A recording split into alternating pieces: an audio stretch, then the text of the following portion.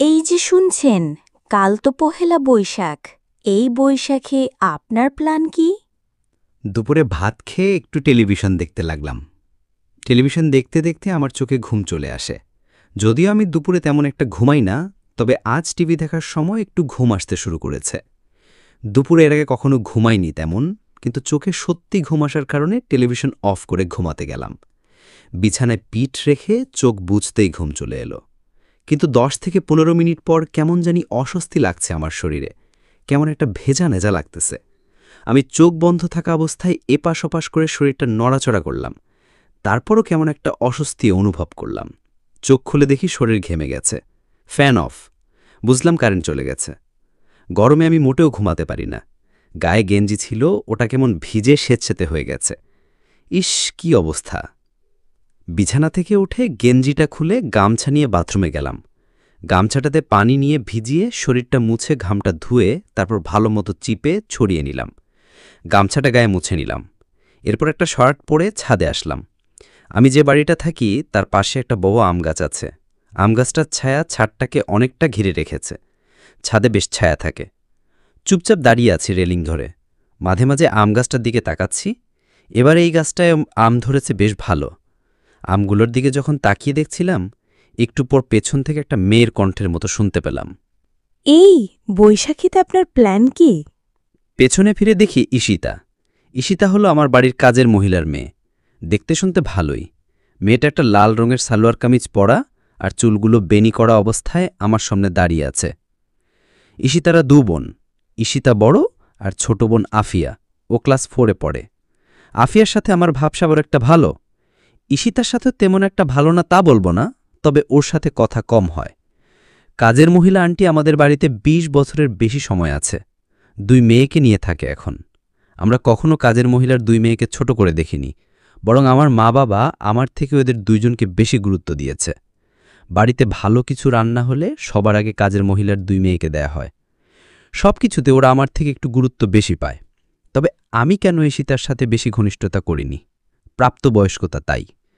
তার উপর আমার বাবা খুব বদমেজাজের লোক।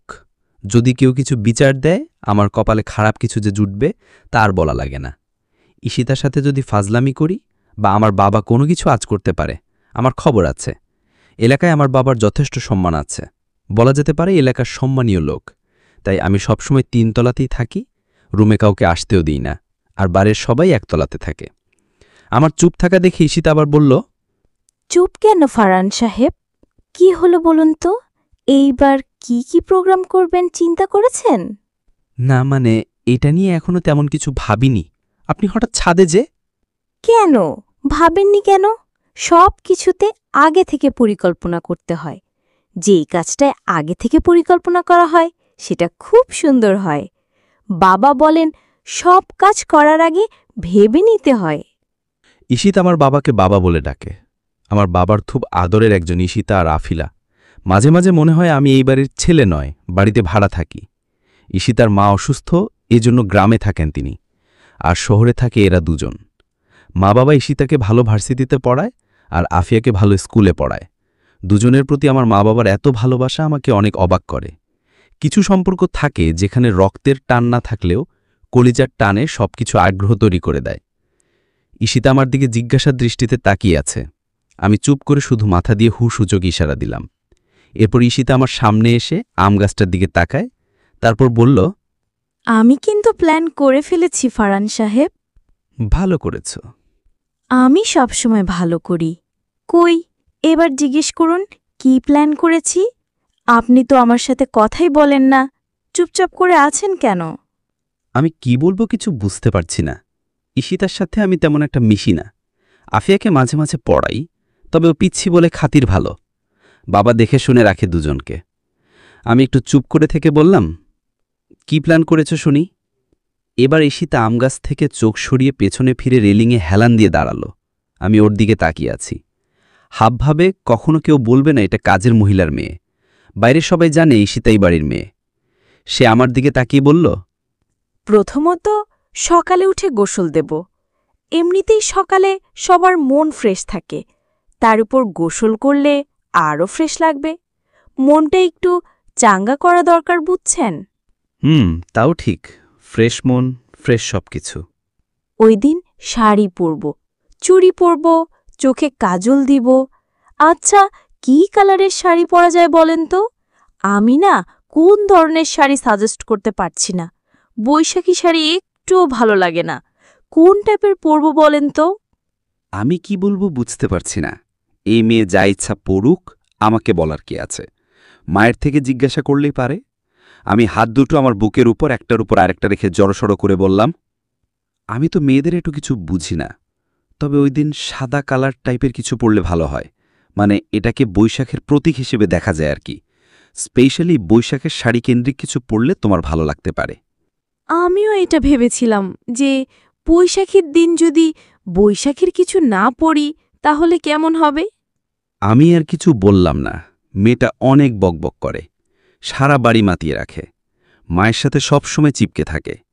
মা বাবাকে এরা দুই বোন এত সম্মান করে আর মেনে চলে যে আমি নিজেই কখনো আমার মা বাবাকে এমন ভয় বা মনে হয় না মেনে চলেছি। তবে ঈশিতার কথা শুনে যেই বলবো যে আচ্ছা ঠিক আছে আমি আসি, কিন্তু তা বলার আগেই সে তা আবার বলল, ওহ ফারান সাহেব, কোথাও বের হবেন না ওই দিন? মানে বৈশাখীর দিন বের হবেন না কোথাও? না, তবে ওই দিন একটা লম্বা ঘুম দেব। বিশেষ দিনে বিশেষ ঘুম বেশ ভালো হবে। আমি অকেশনে তেমন বের হই না, মা বাবা জানে। কি বলেন এগুলো আপনি? জানেন না বছরের প্রথম দিন যার ভালো কাটে সারা বছরে তার ভালো কাটে? আপনি ওই দিন ঘুমালে সারা বছরও আলসে আর ঘুমানোর মাঝে কেটে যাবে, কোনো কাজে মন বসবে না। আপনি তো আইএমের প্ল্যান করছেন। আমি একটু অবাক হলাম ঈশিতার কথা শুনে। এই মেয়ে যে এগুলো কি বলে, এসব কি কেউ কখনো ভাবে নাকি? মেয়ে তো দেখি ভালোই ভাবছে এইসব নিয়ে। আমি বললাম, তোমাকে এই কথা কে বলল? এসব কথার আর কোনো মানে নাই। আমার নানুর কাছ থেকে শুনেছি। শুনেন, কোথাও বের হবেন বুঝলেন, ওই দিন ঘুরতে হয়, মেয়েদের দেখতে হয়। আপনি মনে হয় খাটাসের মতো ঘুমানোর চিন্তা করে রেখেছেন বছরখানেক আগের থেকে। আমি কিছু বলতে গিয়ে আর কিছু বললাম না। আসলে ঈশিতার গ্রামে ওর নানি আছে। রোজার ঈদে বেড়াতে গিয়েছিল আমার মাকে নিয়ে। ওর নানিমার বয়স হয়েছে। আমাদের অনেক আগের প্রজন্মের মানুষ। আগের প্রজন্মের মানুষেরা কত কিছু জেনা বলে। ঈশিতা একটা দীর্ঘশ্বাস নিয়ে বলল, জানেন, আমিও বের হব যদি কেউ নিয়ে যায়। আমার তো কেউ নেই। মার্কেট করতে গেলেও আপনার বাবার সাথে করে নিয়ে যাবে। একটা দোকানে নিয়ে যায়, দোকানদার আপনাদের পরিচিত, দামি দামি জিনিস দেখায়। যাই হোক, ঘুরতে নিয়ে যাবার মতো কেউ নেই। যদি কেউ নিয়ে যায় তাহলে আমি যাব। আমি কিছু বুঝলাম না। এই মেয়ে কী বলতে চায়? আসলে মেয়েরা অনেক সময় এমনভাবে কথা বলে যা বোঝা মুশকিল। ওরা কথা বলার সময় কত প্রকারের ইঙ্গিত দিবে শুধু ওরাই জানে। আর আমি তো কোনো জাদুকর না যে তাদের এই সব আকার ইঙ্গিত বুঝব। আমি একটু কপাল কুঁচকে বললাম, মানে কে নিয়ে যাবে তোমাকে? আর কার কথা বলছো? কে আছে নিয়ে যাবার মতো? কিছু না, বাদ দেন তো। আপনাকে কিছু বলাটা বেকার, সেটা আমার বোঝা দরকার ছিল। এইটুকু বলে ঈশিতা হেঁটে আমার সামনে আসে। তারপর এদিক ওদিক তাকিয়ে একটা ইটের কঙ্কর নিয়ে আমগাছটার দিকে তাকায়। তারপর আমগাছটা ঢিল মারল। আমগাছটা বাবার লাগানো। ঢিল মেরেই আমার দিকে তাকিয়ে বলে, আপনার গার্লফ্রেন্ড আছে ভারান সাহেব? যদিও থাকার কথা না। হঠাৎ এই কথা কেন? আর থাকবে না মানে কি? এমনি জানতে চাইলাম আর কি। কেন জিজ্ঞাস করে অন্যায় করে ফেলেছি? বাবাকে বলবো নাকি ডেট করেন? আরে আমি তো সেটা বলিনি। হ্যাঁ, গার্লফ্রেন্ড আছে, যাও বলো, তাহলে বিয়েটা জলদি করে ফেলতে পারবো। আমার এই কথা শুনে ঈশিতা আমার দিকে কেমন জানি তাকালো। একটু নুয়ে পাথর নিচ্ছিল আমগাছে ঢিল মারার জন্য, সেটা আর হলো না। কেমন জানি মূর্তির মতো হয়ে নুয়ে আমার দিকে তাকিয়ে আছে। চেহারার রং পরিবর্তন হয়ে গেছে। কিছুটা মন খারাপের আভাব বোঝা যাচ্ছে। তারপর সজোর হয়ে আমার দিকে একটু এগিয়ে এসে বলে, কি বললেন? আবার বলেন তো শুনি। বলেছি গার্লফ্রেন্ড আছে, বাবাকে একটু জানিয়ে বিয়ের ব্যবস্থা করে ফেলো। ও, ওর মুখটা কেমন জানি হয়ে গেল, কেমন একটা রাগ রাগ ভাব। কিন্তু কেন? কি করলাম আমি? এমন রিয়াকশনের মানে কি? আপনি আমার সাথে মজা করছেন তাই না? ধরুন এইসব মজা আমার ভালো লাগে না। আপনি সিরিয়াস মুডে মজা কেন করেন? আমি মজা করছি না, আর তোমার সাথে কেন মজা করব? ঈশিতা একটু চুপ হয়ে গেল। কিছুক্ষণ সময় নিয়ে একটু রেগে আমাকে বলল, গার্লফ্রেন্ড থাকা সত্ত্বেও অন্য মেয়েদের সাথে কথা বলতে লজ্জা করে না? আপনার সাহস কি করে হলো আমার সাথে কথা বলছেন? আমি আপনার কাছে কি করব? আরে এ মেয়ে বলে কি? আমি একটু অবাক হলাম। ঈশিতা আমার সামনে আর দাঁড়ালো না, হনহন করে হেঁটে চলে গেল। মেয়েগুলো এমন কেন? আমি তো কিছুই বুঝলাম না। সত্যিই মেয়েদের বোঝা মুশকিল। একটা ছেলের গার্লফ্রেন্ড থাকতেই পারে। গার্লফ্রেন্ড মানে কি? গার্লফ্রেন্ড হলো মেয়ে বন্ধু। মেয়ে বন্ধু থাকতেই পারে, তাই বলে কি অন্য মেয়েদের সাথে কথা বলা যাবে না? কোনো কোনো মেয়ে ভাবে যে ছেলে গার্লফ্রেন্ড আছে, তার সাথে বেশি কথা বলতে নেই। হাই, হ্যালো, ভালো আছি কিনা, ব্যাস এতটুকু কথা বললেই শেষ। এই তো গত মাসে অফিস থেকে আসার পর গেট দিয়ে ঢুকে উপরে উঠছিলাম। দেখি ঈশিতা বিল্ডিংয়ের নিচে তার বোন আফিয়ার সাথে ব্যাডমিন্টন খেলছে। আমি ফোনে হেসে হেসে কথা বলছিলাম অফিসের কলিগের সাথে।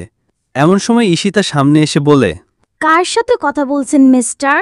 আমি মোবাইলটা কান থেকে নামিয়ে বললাম, কি বলছো শুনতে পাইনি? বলেছি এত হেসে হেসে কার সাথে কথা বলছিলেন? আমি একটু চুপ করে থেকে মোবাইলটা আবার কানে লাগিয়ে যার সাথে কথা বলছি তাকে বললাম, পরে ফোন করছি, এখন রাখি। আমারই কথা শুনে ঈশিতা আবার বলল, ডিস্টার্ব করেছি তাই না? আমার সামনে কথা বলতে পারছেন না, বলেন সমস্যা নেই। আমি তখন কিছুই বুঝিনি ঈশিতার কথার মানে। ঈশিতা এমন আচরণ করছে কেন? আমি অফিসের ফারুক ভাইয়ের সাথে কথা বলছিলাম হেসে হেসে। আমি বললাম, আপনি ঠিক আছেন তো? ঈশিতা চুপ করে রইল। পাশ থেকে আফিয়া এসে বলল, ফারান ভাই আমার সাথে খেলবে? আসো খেলি। আমি ওর মাথায় হাত বুলেও বললাম, আমি এখন অফিস থেকে আসছি, অন্যদিন খেলব, যেদিন অফিস ছুটি থাকবে সেদিন, কেমন? আমার এই কথা শুনে ঈশিতা তার ছোট বোন আফিয়াকে বলতে লাগল, কারোর সাথে খেলতে হবে না, চল এখান থেকে। অপরিচিতদের সাথে কথা বলবি না, একদম না, খবরদার। আমি অপরিচিত? কি আজব! এই মেয়ের কাহিনী কি? বাড়ির মালিকের ছেলে আমি, আমাকে বলে অপরিচিত নাকি? ঈশিতা কথাগুলো বলেই আফিয়াকে নিয়ে চলে যায়। আমি কিছুই বুঝিনি। অবশ্য এর পরের দিন আমার সাথে ঠিকই কথা বলতে লাগল, আর আজকেও গার্লফ্রেন্ডের কথা শুনে এমন করল। আচ্ছা, আমি যেটা ভাবতেছি সেটা না তো? ঈশিতা কি কোনো কারণে আমাকে পছন্দ করে? আমি পকেটে হাত ঢুকিয়ে হেঁটে হেঁটে যেই ছাদ থেকে নামতে যাব, এমন সময় আবার ওকে ছাদের দরজাটা দিয়ে আসতে দেখলাম। আমি দাঁড়িয়ে গেলাম। ও আমার সামনে এসে দাঁড়ায়। আমি পকেট থেকে হাত বের করে চুপ করে দাঁড়িয়ে আছি। ঠিক এমন সময় ও আমার হাতটা ধরে ওর মাথায় নিয়ে রেখে বলে, আমার মাথা ছুঁয়ে বলেন, আপনি যা বলেছেন মিথ্যে বলেছেন, আপনার কোনো গার্লফ্রেন্ড নেই। আমি কি বলবো কিছুই বুঝতে পারছি না। ওর চোখগুলো কেমন লাল হয়ে গেছে এইটুকু সময়ে। আমি বললাম, আমি মিথ্যে বলবো কেন? আমার গার্লফ্রেন্ড আছে। একজন ছেলের মেয়ে বন্ধু থাকতে পারে না? আমার তো কত মেয়ে বান্ধবী আছে। আমার কথায় শুনে ঈশিতা এবার একটু অবাক হয়ে তাকিয়ে বলল, শেষের বাক্যটা কি বলেছেন আবার বলেন তো? কি আজব! বলেছি মেয়ে বন্ধু আছে। ঈশিতা এবার আমার হাতটা ওর মাথা থেকে নামায়, তারপর চোখ মুছে একটা হাসি দেয়। বুঝলাম না, এই মেয়ে কি পাগল হয়ে গেছে? তারপর বলল, ইস, আমি কি বোকা! আচ্ছা, লাভার আছে আপনার? মানে প্রেমিকা আছে? আমি একটু হাসলাম এই মেয়ের কথা শুনে। কোনো কথাই বললাম না আমি। ঈশিতা এবার একটু পেছনে সরে যায়, এক পা দুপা করে। তারপর ছাদের দরজাটার কাছে গিয়ে বলল, এই বৈশাখীতে আমি আপনার যাতে বের হতে চাই, আপনার সব কিছুতেই আমিই থাকতে চাই। এটা বলেই ও দরজা দিয়ে নেমে যায়। মেয়েগুলো এমন কেন বুঝলাম না। পছন্দ করে সেটা মুখে বললেই হয়, এভাবে আকার ইঙ্গিতে বলার কোনো মানে হয়? মেয়েরা আসলে একটা সরল অঙ্ক, ঘুরিয়ে পেঁচিয়ে অঙ্কের মতো সমাধান হয়। আমি যদি মাকে বলি ঈশিতাকে আমার পছন্দ, পরের দিনই আমার সাথে ওর বিয়ে পড়িয়ে দেবে। মুচকি হাসলাম আমি।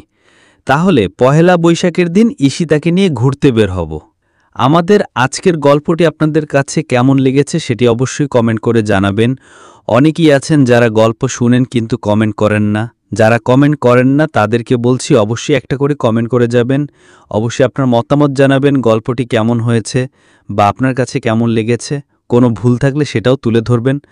তো দেখা হচ্ছে আবারও নতুন কোনো গল্প নিয়ে। সে পর্যন্ত আমাদের সাথেই থাকবেন। আর পুরো গল্পটি শেষ পর্যন্ত শোনার